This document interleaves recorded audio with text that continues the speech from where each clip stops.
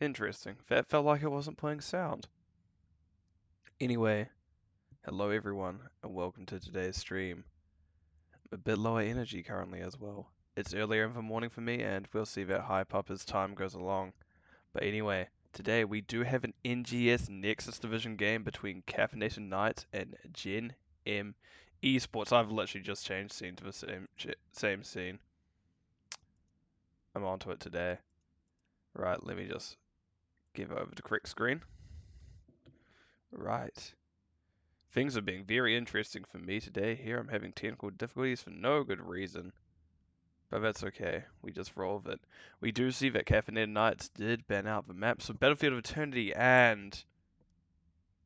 I can't remember what that's called. Some Tomb of the Spider Queen. While Gen.M banned out both Alterac Pass and for Sky Industries. And as I like to say, every cast that I cast in terms of replays, I don't know who picked map, and I don't know who banned a map. All I know is it happened. I don't know who it does it, just because I don't like spoiling the series for myself. But yeah, without much further ado, let's get into the series. As I actually just realized I got to open up, so I got a little bit more time to look at. But as I said, first map looks like Braxis, so we'll just open that up. Reading this now, I realize the teams are down around different ways to that I thought it would be. So yeah, let's just swap that on over when it loads. It is taking computer apparently is slow this morning, much like myself. Excellent. Right, let's nearly not push the wrong button. Push this.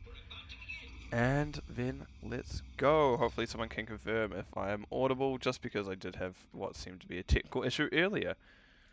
Right, on the swap team sides. On the left-hand side of Gen.M Esports, we do see I just fizzed on the Urel, Patience on the Malfurion, Majesty on the Uther, Infafox on the Varian, and Yonas on the Vala. We've got a very interesting comp to start with their side. And on the right hand side we see, oh my god, Dr. K-Hawk on the ETC, Grey Color on the Hanzo, Osmanthus on the Dahaka. I just fizzed, did actually smash the Scout, a Love Dart as well on that Tyrande, and we do see Junkrat solo defending bottom, Arc on Junkrat for the moment. Varian is just walking up, punching a tower. However, we don't see the team here to kind of get to him yet. Actually, they do just fight Infafox now, but they are rotating a bit late because they did try to get that gank top. So Infafox, even though they're pushed over the enemy wall, were unable to be found. Which is what I would like to say. Very lucky for them all, considering that could have gone much worse in a much shorter amount of time. Ooh, yeah, we are getting real tired croaky hours on my part. So sorry about that, everyone. Energy will get up as we get further along. Right. Anyway, I'm going to open this up. We do see Grey Color now joining the team. We do see that stun build on Uther, meaning we're probably getting a frontline from him. And we do see High King's Quest on Varian. So I'd like to see a smash come out, but all in all, won't be super disappointed if it is the Twin Blade variant, or variant. I'm gonna be honest, I felt real felt real smart for saying that, then immediately went, that wasn't that good. Anyway, on the right hand side, we do see two quest talents. We do see that Tyrande did go Lunar Blaze, and the Hanzo went that simple geometry. We're getting constant interesting rotations from the red side. They're constantly looking to gank that Urel. They're actually stealing Gen.M Esports camp. Oh. Junkrat was found. That is what we call bad. That's just bad. Right, so we should see where this is going. We do see that this double support team is just able to be able to like sustain and push up. We do see Ufa just use his bonk. For fun, Urel did manage to scout that the red team was doing their camp, however cannot step into that as they will very likely die. So we're seeing a lot of siege come out from the side of blue, and we do see that smash picked up. So this should be a lot of burst actually on the side of Gen.M. Just because Smash Varian with that minus armor will rip apart even any tank. We do see this first stun come out, and Fox can't get near them. It's just starting to clear. Actually, I'm going to talk about comps for it. I love Uthram into a Nubarak. A Nubarak seems to just always struggle. Just because if he full commits, he can't really do much because you just do have that point and click stun. Yona's rolling to avoid that trap, and for Fox using that slam, that's minus 20 armor on Osmanthus. Osmanthus getting very low. However, Majesty is caught out underneath the fight. And then we just see Uther with his buffed healing just kind of sending it through. Now, problem is we do not see that major frontline, that Uther that you'd expect from that Uther that they need basically anymore, so they just did have to disengage. Speaking of disengaging, grey color is actually halving, so it should be a good one to see. So it should be very even very shortly. Just realised I should be checking one more thing, and Fox did get that damage coming out of him. And they are just kind of just fighting. I just realised I need to do a few things. Yona's just kind of pressuring that Love Dart and Arc, trying to get this damage in mid, and we do see Yrel getting ganked up top. Going down very low, quickly. Oh, Osmanthus barely finds it stun. Those double stuns coming out. Darkhawk and then Hanzo find the last hits. Sorry about this. And then we do see in bottom Uther kind of completing that quest. He's been allowed to auto quite a bit this game.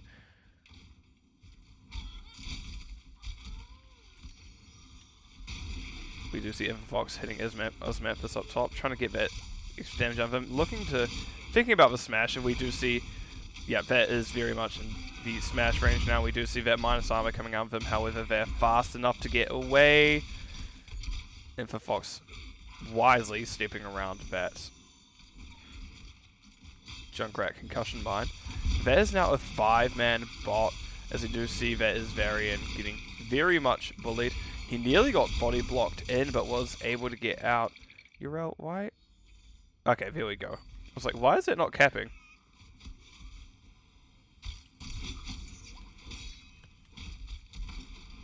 But Varian very lucky to get out there. Malfurion did have to half to fill that mana. Both Uther and Malfurion can be very mana hungry in the early game. As someone who has played these both a fair amount, just very mana hungry healers. Just whew. Sorry.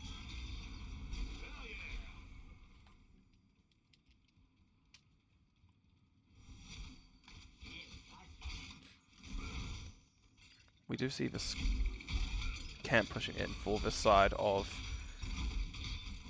Gosh, I can't remember. Gen.M? Gen.M's this side? Yep, Gen.M Esports. Osmanthus is... The red team is just kind of sitting there trying to pressure them out, but there's just too much with this double support. You can just kind of get under these spots and just keep going when a lot of other comps shouldn't. And we do actually see that the objective starts getting challenged once again by Gen.M. Gosh, I hate that trap talent.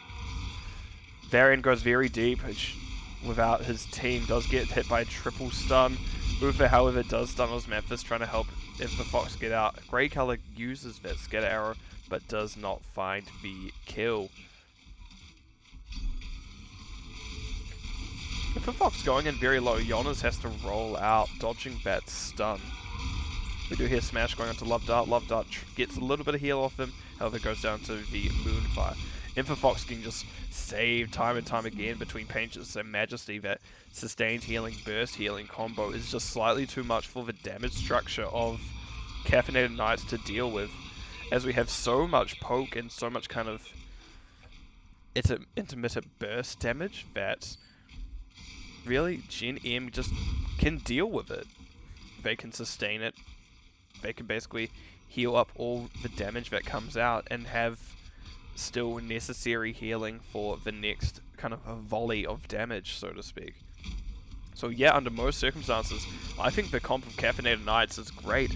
It just doesn't have the tools to deal with the double support up until 10s, and even at 10s it'll be interesting to see, because we do see things such as Divine Shield picked up, Ardent Defender, Twilight Dream, Varian went perfect block, and we did see the vengeance, raining vengeance, vengeance raining.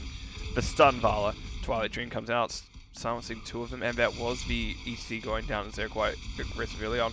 D-Shield comes out, keeping Malfurion alive. Majesty also getting very low, gets down to 50, 60 something health, however stays up. It looks like the blue team is starting to stay the welcome a bit, even for a double healer team. They're just all running low on mana and resources while we do see that. Caffeinated Knights were able to hold out even down those 10s. Very good stuff by Caffeinated Knights, all considering how much pressure they had on them during all of that. Now they know they should have a 10 advantage. We did see that Gen.M Esports did use those 10, so yep, we do see Heroics just kind of Gen.M Esports pushing, Caffeinated Knights pushing all of these Heroics. There's Dragon Arrow coming out into Fox. I just Fizz also getting relatively low. Keep in mind, Yona's Patience and Majesty all still very low mana. We do hear Riptide coming out. I just Fizz jumps in the backline. That is an excellent protect by Vivarion. However, Vivarion is in a very rough spot, and that'll be them going down first. Osmanthus and Majesty both low. I just Fizz actually managed to jump in and find the Uberak, and just Ufa keeping I just Fizz alive. That kind of ghost form healing, that divine something, don't know, can't remember what it's called. All I know is it is his trait. Oh, cool. Let me just kind of just tab over there real quick and deal with something, because that can get right the hell out. Yep. Sorry about that. Oh, cool.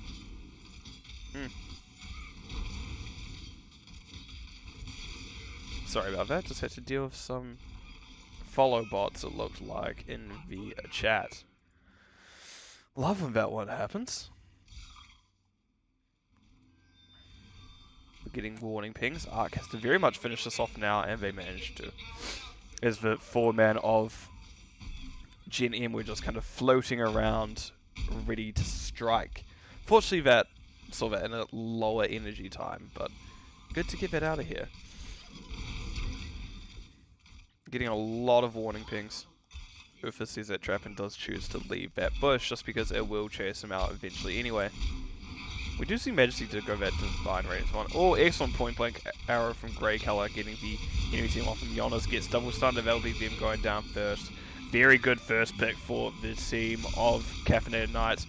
Patience also getting very low as well. Does have to use the D-Shield on themselves. Osmanthus doing their best to body block, and that will be... Oh, sorry, Majesty used a D-Shield on his Mantis. However, Majesty can't get out either. There's an excellent free for nothing, even down 13s on the side of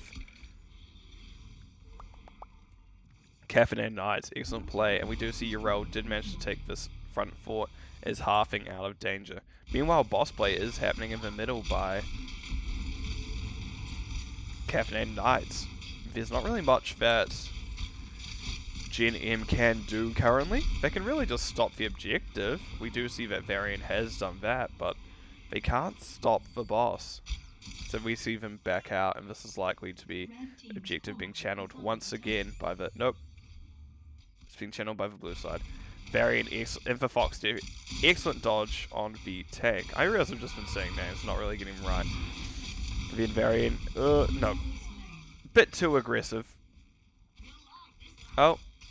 Now, Malfurion, I don't like your chances here. Yeah, didn't like your chances there. But you know what? End of the day, could be worse. Not much. But you only lost 2 there, and the rest of the team did manage to really stop the boss from doing too much. Majesty now in a very aggressive position. Shouldn't really be here. Seems like they're going to be eating a lot of damage for it. Does have to use the D-Shield on themselves. We see the stage dive come out. Ufa manages to get the stun onto Darkhawk. Darkhawk trying their best to get around everything. Majesty does have to back out further. And we do see that the Riptide goes down to the structures. Good stuff, structures. Go Nexus Forces. We see kind of Yrel split off from the 4-man of blue team, so we're just seeing the aggression coming out from Caffeinated Knights. I do have these teams right around the right way, right?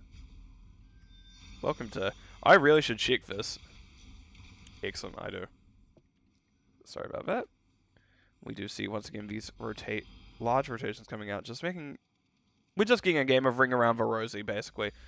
I get this point, you get that point, you get that point, I get this point, etc., etc., etc. We see camps being taken by both sides. Wait. Camp was taken by the blue team. It looks like red wants to get very aggressive here and take that back.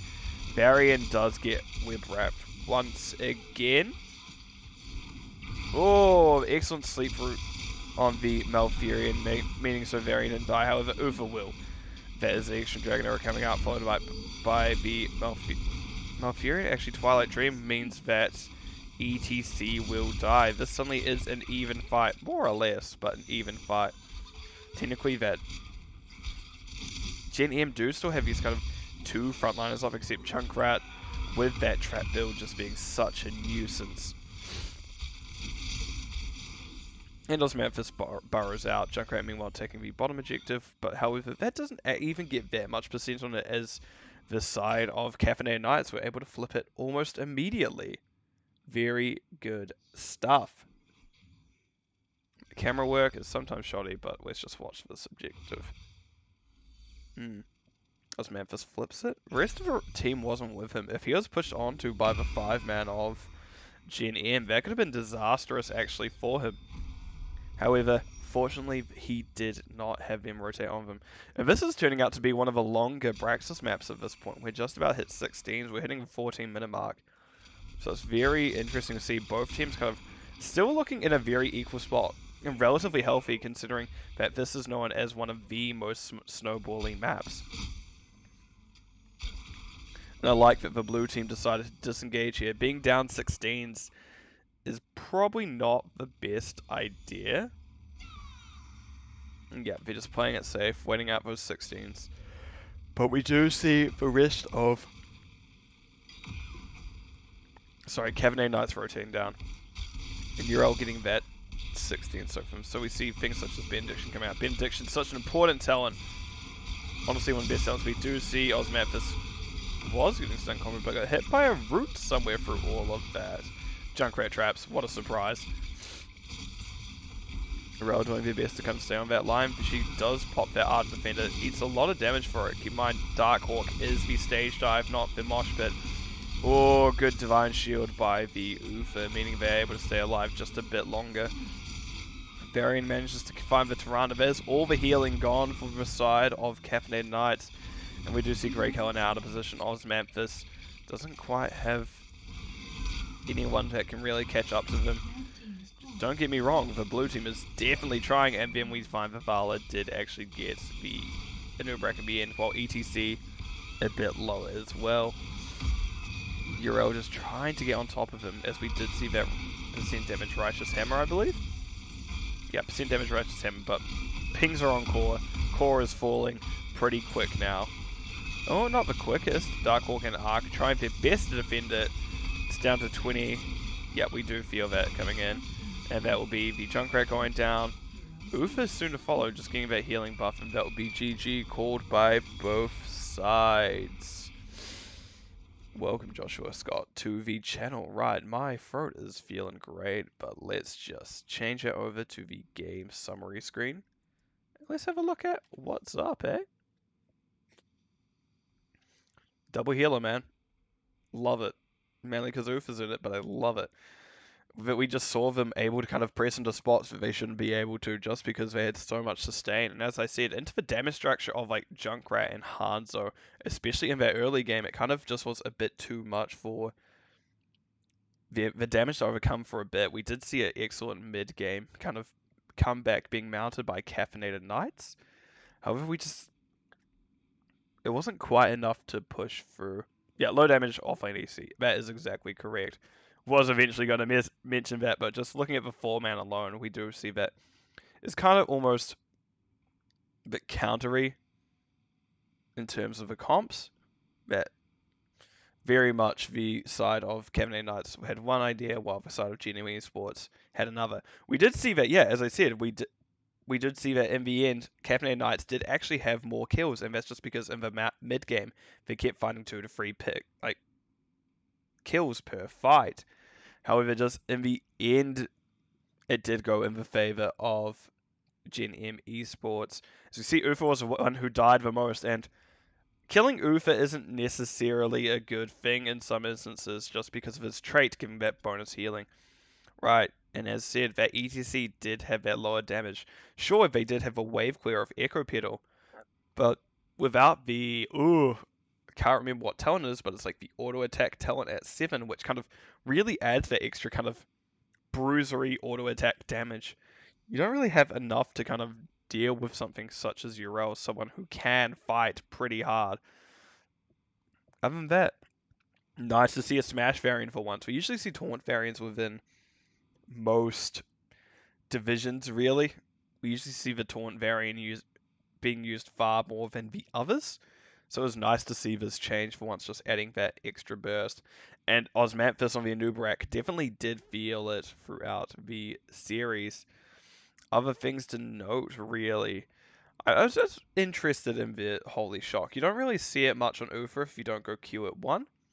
I'm wondering if, well, at least it didn't matter in the end, but if you had something such as the Holy Flame, Divine Flame, whatever it is at 4, the AoE fire talent, whether it would have helped break out key targets from the web wrap a bit sooner, kind of turning fights in their favor. Other than that, yeah, really nothing to note apart from like, oh, Beetle build, Trap build from Junkrat, but not the Trap talent at 1. Interesting things. Scatter quest was complete, but yeah. Oh, 79 stacks of Vala's quest, my word. Right, but anyway, I'm going to throw it to a brief break where I will basically, that's not the right button. There we go, where I will set up the next map. Let me just chuck on the music and mute myself. See you in a few.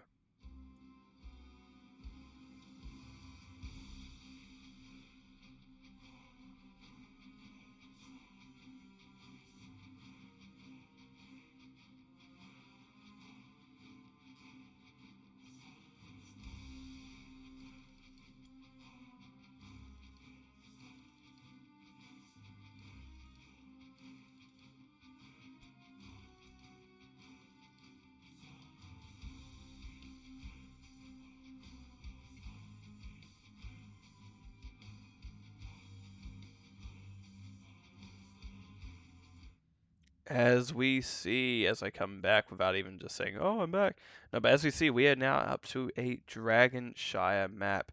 And for those who don't know how I do things for a new to the stream, I don't know whether Caffeinated Knights did choose map pick or first pick, just because I like to go into the series blind. And if I see whether they chose map pick or first pick, being that sport, oh my gosh, I pushed the wrong button. And that series is just kind of spoiled for me. But we do see that we do hear that we are in a game, so let's get right into it. And I've just seen that they've changed sides again. Give me a moment.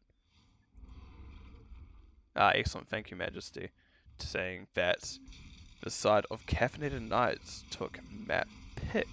But as I say, don't like to spoil the series for myself, so I appreciate when I am told these things.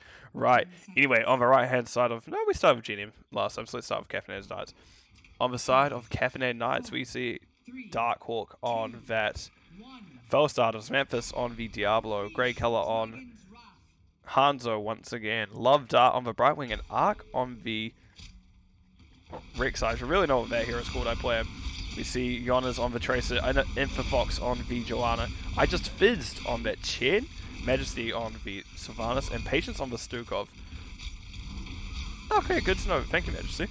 So you see a lot of kind of damage coming out by both sides. We do see actually Misha falling at the beginning. I'm already not happy with you, Rek'Sai. I don't like seeing Misha dying under almost all circumstances, so I'm going to keep an eye on you about that one. But anyway, unfortunately, I would have to go back and check if I wanted to make sure about that. As I said, don't like spoiling the series for myself. So, it's just some information I do not have at the current point in time. We do see that just really at the beginning of the game we do have these safe clears. Yeah.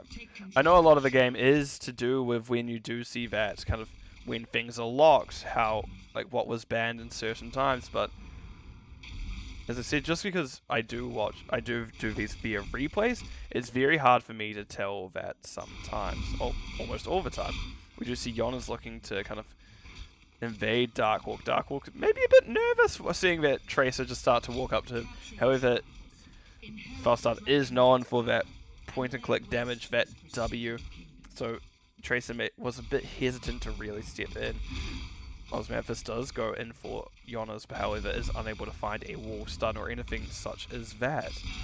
Darkhawk does get bombed. Ooh, Tracer tried their hardest to finish him off, however, wasn't a bit too low health to stay around. Osmanthus, however, ooh, excellent blink, will be trying their best just to deter them from continue playing the game while they're just getting slowly chased down. We did see fours come. I haven't even talked about one, and we've already had fours come through. Excellent kind of efficiency by both sides as Chen is trying to take the top off of Rexar, and bottom is comfortably controlled by Gen.M Esports as well. A very safe play from both sides. Well, not very safe play, but trying their best to control the map by both sides. And we see Tracer moving up for the gank. Arc on Rexar. Rexar himself doesn't have much healing.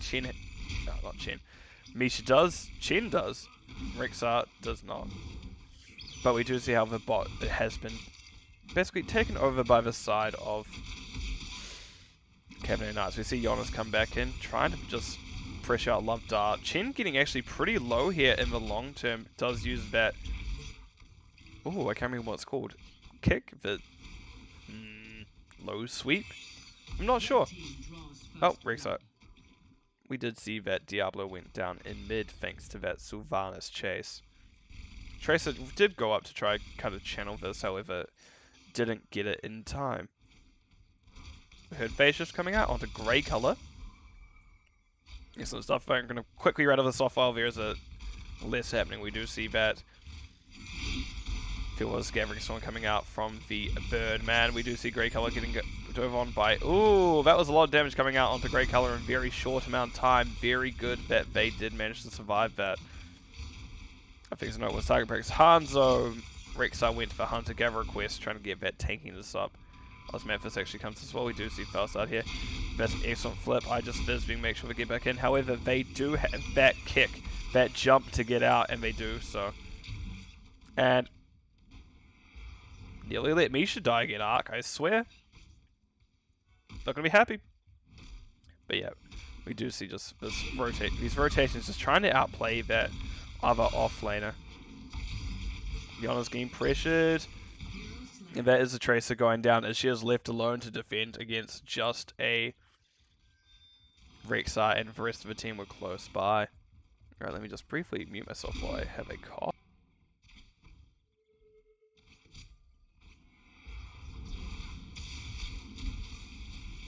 Yep, it's early morning for me. Not super early morning, but it's still early morning for me. So my throat is a bit hoarse and still kind of just getting there. Getting there? Yeah, getting there. Right, that's wrong buttons. These are wrong buttons. That's the wrong buttons. Wow, you'd think I've never done this before, but I indeed have. Everfox getting excellent some of them Queens coming out from Brightwing. Grey colour getting relatively low. Does have Jonas kind of chasing them on that Tracer. The Tracer was pushed out by the Diablo. However, Diablo steps in to see if they can keep this objective. However, it seems a bit too scared to stay in. Joe did pop the Iron Skin, which kind of is a deterrent for Diablo, especially if... No, if they went Devil's Due, never mind. I was just about to say, especially if they went stun at one, but they did not.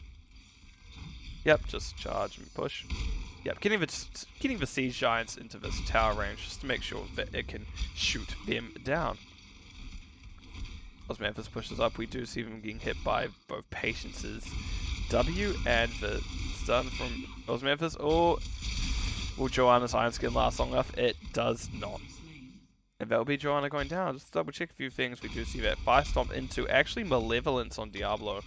So actually quite a bursty auto attack at this point. Sure, you don't have the survivability or like kind of normal... Yeah, you don't see the normal survivability of a lot of his other common builds currently, with that be the W or the auto attack build.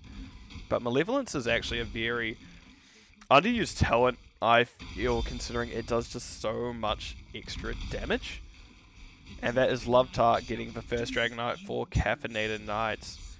Dr. Hawk and Grey Color actually a bit outnumbered, and we do see Polestar going down. Grey Color doing their best to get out. Ooh, Dragon Arrow just helping them out just a bit longer. Excellent kind of use of disengage here. Osmanthus is just getting body blocked to death, and they'll be them going down. However, they did have that Soul Stone up, so it was only a 5-second cooldown. Not cooldown. Only a 5-second death timer. I call the death timer at this point cooldowns, and I am very unsure as to why. The Dragonite just slowly hitting that keep. However, this is now Brightwing in a very awkward situation. Love Dart wasn't a very good spot. Oh, that cleanse, just giving it a little extra burst healing. Love Dart trying to best get out, however, Sylvanas will take them down.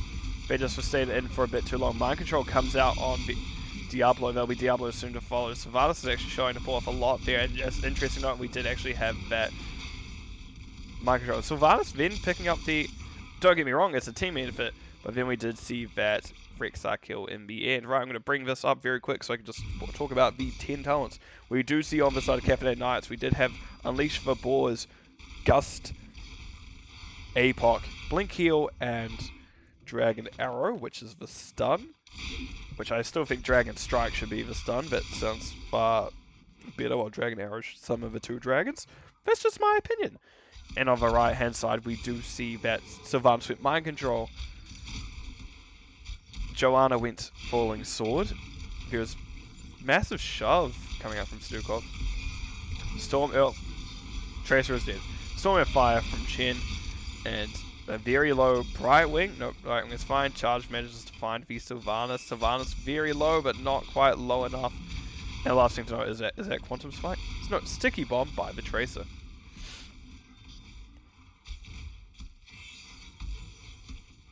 We do see that the red team does have 13s. The side of Gen.M does indeed have 13s.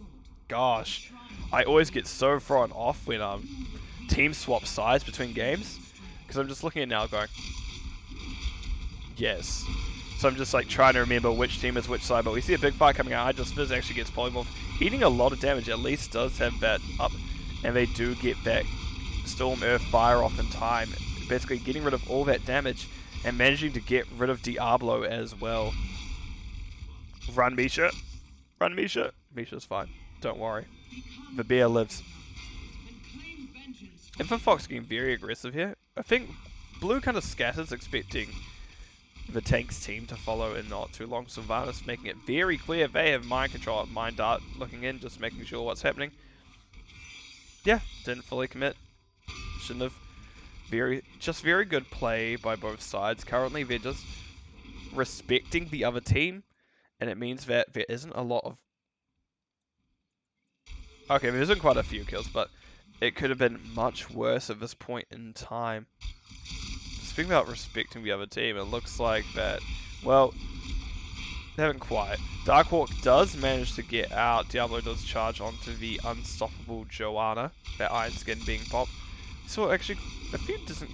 Actually, only one ult really being used there by both sides. By both sides. Osmanthus is getting pressured up by a lot. Excellent route by the Stukov. Osmanthus is taking all that damage and just going down once again. Ooh, that's not what you want to see. Love Dart also getting very low. Trace down by the Tracer as this mid fort, bottom fort was turned off. Dragon Arrow misses. And that is Sylvanas just showing off the ability of her trait, just making it so that the blue team just couldn't really fight even under their own fort, as they in reality didn't really even have a fort to fight under, thank you to that Sylvanas trait ability of black arrows. Mind Control comes out, doesn't really find anyone. Tracer did go top to try and kill Varexar. I was about to call it Vermisha, but Varexar. And that is Grey Color kind of shoved away. A further store onto the... Did I see an APOC under the Dragon Knight statue itself? I'm going to keep that in mind for next time. That was weird. Oh, Tracer kind of in an awkward position, gets polymorph. However, nothing really finds her. Up top we see Fizz pushing back in, wanting to get this objective off of Arc. However, we do see that Osmanthus Grey Color pushing up. Oh, charge doesn't come out quite in time, and that is Panda Pals being dropped for the Chen. However, not much more coming out. Love Dart doing their best to just escape, just because these three boys do a lot of damage ultimately. As you see Gust making it so Jonas didn't quite have the ability to blink out, but however did manage to use all those charges of... I can't remember what's called. Basically move around fast enough. Memphis taking a lot of damage. Joanna uses Falling Sword as she was also... Oh, I thought she was. No. Joanna ultimately pretty fine all considering. Tracer has started this camp, making the team abundantly clear that they want assistance with it. Yep. Getting Ping's top now. I just fizzed in a precarious situation. Excellent jump actually meant that the Q from the charge from kind of Diablo meant that they couldn't really do anything. I just fizzed. Very good on this Chen. I'm noticing just being able to get out of such a overwhelming situation. These 5-man ganks coming out. 4-man, 5-man ganks coming out. Chen is just able to slip past everyone and just survive. That really is the power of... Oh god, yawning apparently. That really is the power of Chen. I just want to play Chen now. I love the man. He's such a fun one to like play. But no, I've got other plans. If I can even get to any more of my playoff games, but that is beside the point. We do see Majesty using that mind control one again. All these mind controls seem to be hitting. I think I've only seen 1 or 2 miss. Gus comes out, and that means Osmanthus does get to live. I've never seen a Lord of Terror run in fair so much as in this game. Oh, that Sonar Arrow did not quite find the Tracer, and that will be this Dragonite going over to the side of Gen.M Esports. It's weird to think though, like, even with you get these Dragonite phases and such, but these still seem somehow quite calm sometimes. Not quite this one, as it looks like we have 4 out of a 5-man going onto it, while Dr. Hawk is showing in that... Dr. Hawk? Dark Hawk is showing in that bot lane. Wait. So I just checking something very quick. We do see Falling Sword hitting 2 of them, Osmanthus and Bear. We do see Love Dart was pushed very much in backline. Arc is in a flanking position. Dark Hawk manages to roll out while Tracer manages to escape. In mind, we are good. Arc manages to... We just see, oh, this is a lot of damage coming out to Chen. Chen not able to do anything if they're polymorph. Sure, they do have that Panda Powers, that Storm Earth Fire, and they are popping it now. Rexar is a bit low. Misha goes down first, quickly followed by their Master Rexar. And then Brightwing is not long to follow. Sylvana's showing that she has that black arrows up, and they are ready to push under it. Wow, this is just a bit of a bloodbath in all honesty at this point. We do see that 10-3 kill line. I just fizzed getting pushed relatively far in, getting hit by those 2 forts, and now we see the black arrows coming out, making sure this fort is turned off so this minion wave can get as much as it can.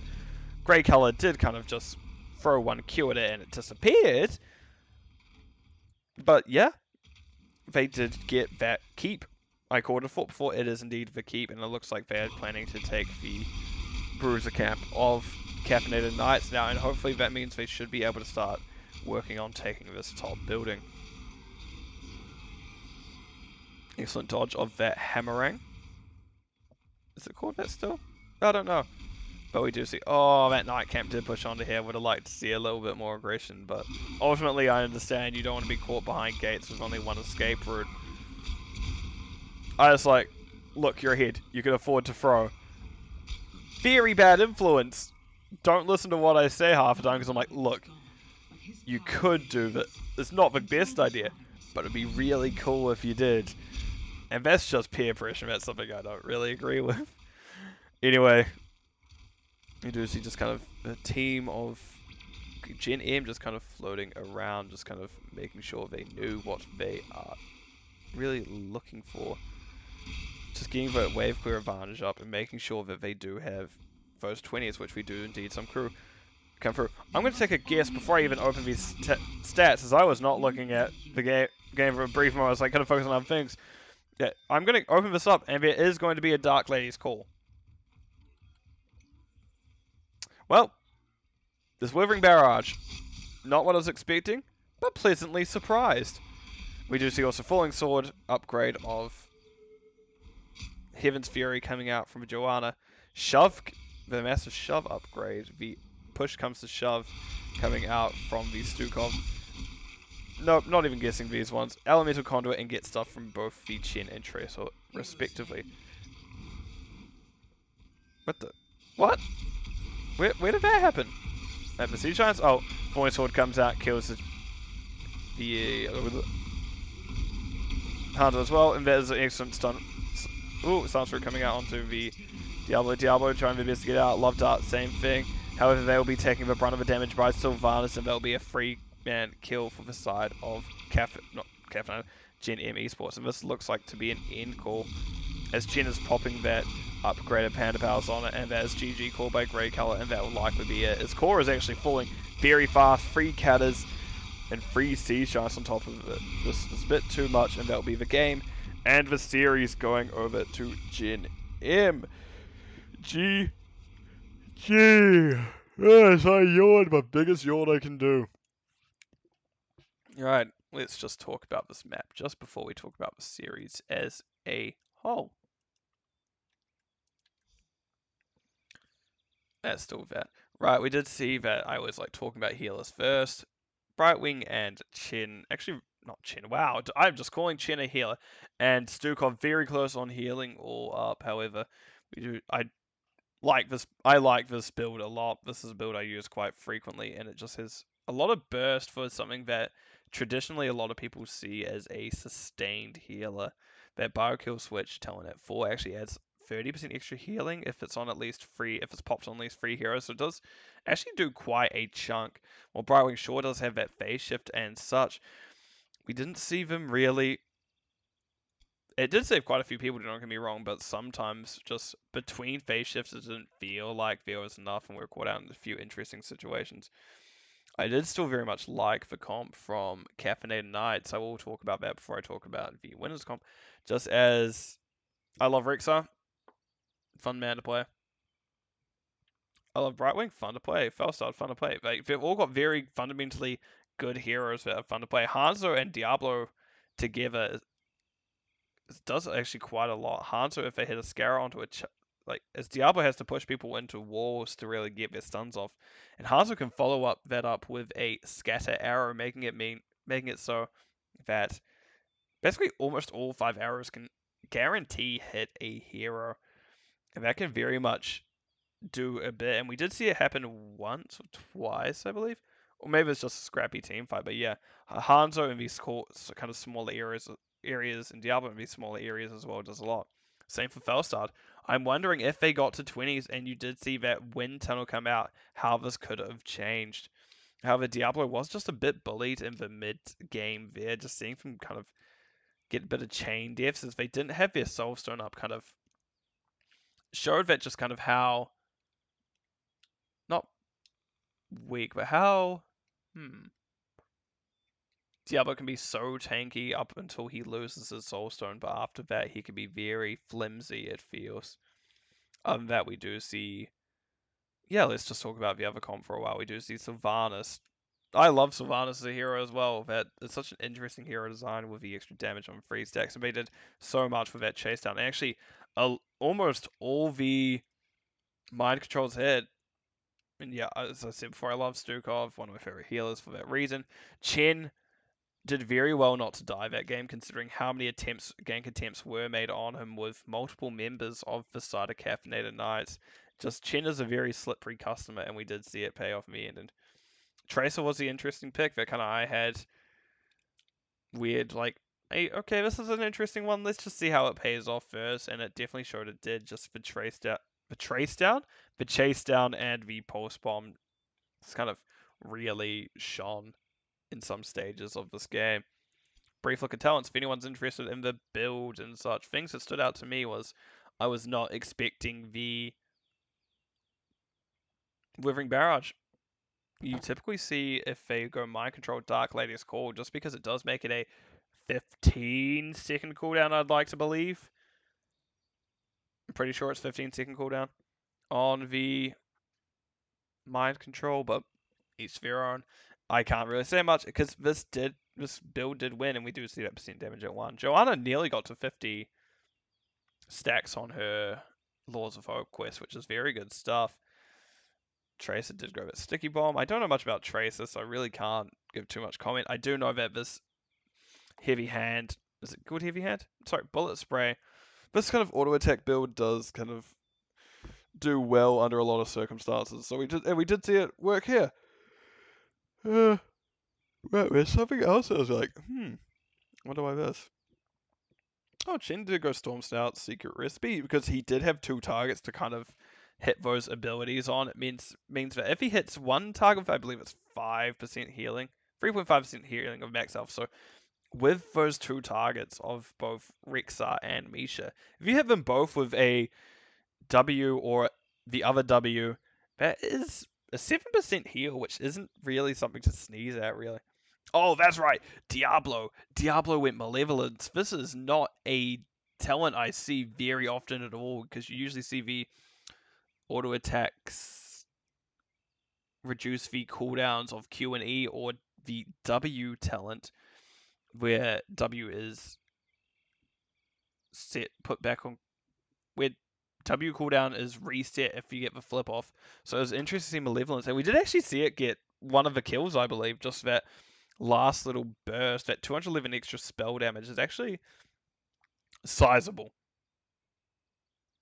It's a sizable burst on basically anything, and it's by all names it is the I can't remember what talents are called anymore on other heroes, so that is fine. But I did like seeing this kind of older charge style build coming out at the end. Anyway, let me throw it over to my map view screen as I'll click this, click this, click this. Also, I can check that if I don't scroll like 5 million lines at once. So if I believe it is Veicho's map pick and first Veicho's map pick. Right, so as we see, the winner of the series today was Gen.M Esports over Caffeinated Knights, winning a 2-0 on 2. Actually, all considering pretty similar style maps with some pretty different comps. We did see that double support coming out on the Braxis map, which is something I love to see. I love a little bit double support. I love myself a little bit tank roofer. It's probably one of the only kind of tanks I play. Don't scout me, please, enemies, while I just talk absolute nonsense and maybe truths on my stream. Yeah, we did see a much more standard comp in that second one, and it did definitely pay off. So there is definitely quite some flexibility amongst this Gen.M Esports team. Caffeinated Knights, however, even though they did lose 2-0, they definitely went down fighting. We did see that they kind of just try to pull out a lot of extra things just to get them through the series. And while they were relatively even there were some parts actually of the games where they did look like they were the stronger team in both regards. We did see a few kind of key moments in that Braxis game as well, where I thought this could have gone over to Caffeinated Knights. And even in this, we found one or two kind of, this could be a kind of reversal of luck for Caffeinated Knights once again. But no, in the end, Gen.M kind of did win out those later game fights. Yeah, the late game fights. Or kind of Caffeinated Knights was getting that early, some of the early picks, but typically we did see them kind of thriving in the mid game the most. But anyway, that will be all for me. I'd like to thank everyone for watching. Just appreciate it because I'm not used to doing casts quite this early in my time, as it is roughly only 8 a.m., so not the earliest, but definitely not something that I'm used to. Anyway, I'd like to wish everyone a good morning, good evening, or good afternoon, depending on where you live. And I'll see you all in the Nexus. Goodbye for now.